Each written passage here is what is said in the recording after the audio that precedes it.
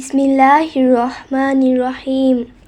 হে সমস্ত জগতবাসী, আজ আমি আয়েশা চিস্তি বিশ্ব আধ্যাত্মিক জ্ঞান সঞ্চার দরবার শরীফ হইতে আমার পিতা শামীম আলী চিস্তির গ্রন্থ থেকে কিছু আলোচনা। গ্রন্থটির নাম হলো শরীয়তের পেট থেকে হাকিকত ও মারফতকে উদ্ধার।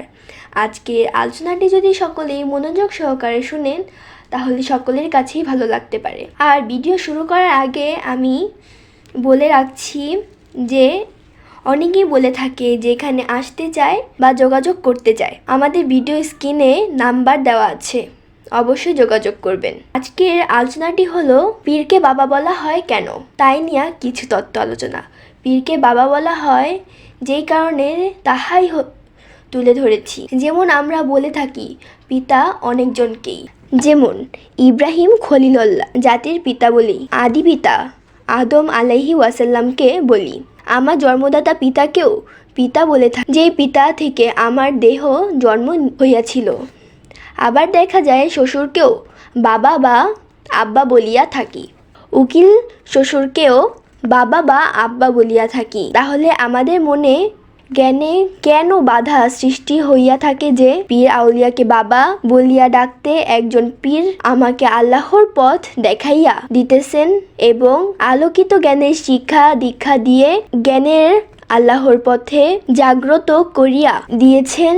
মৃত্যুর পরে আমার রুহের উদার করিতে হলে পীর মুর্শিদের জ্ঞান ও সাধনা এবং প্রেম ধারা আল্লাহর রুহে হতে হবে।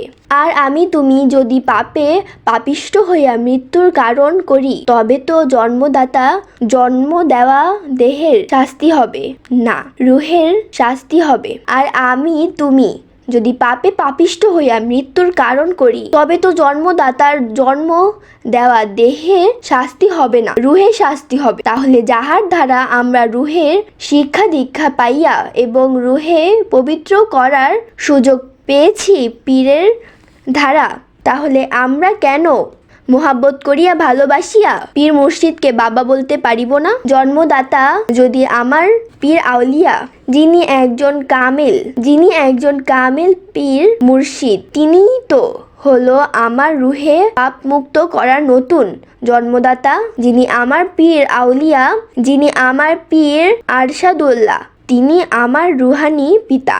যিনি আমার পীর মুর্শিদ, তিনি আমার রুহানি পিতা।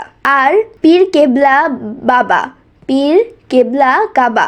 আমাদের সকলকে আল্লাহ তাআলা বোঝার তৌফিক দান করুক, আমিন। হে সমস্ত জগতবাসী, অবশ্যই আমরা পীর মুর্শিদকে ভালোবাসিয়া বাবা বলিয়া ডাকিতে পারিব। তো আজকের আলোচনাটি এতটুকুই। সকলেই ভালো থাকবেন এবং আমাদের এই চ্যানেলে যদি কেউ নতুন হইয়া থাকেন চ্যানেলটিকে সাবস্ক্রাইব করে রাখবেন। সকলেই ভালো থাকবেন, সুস্থ থাকবেন। আল্লাহ হাফিজ।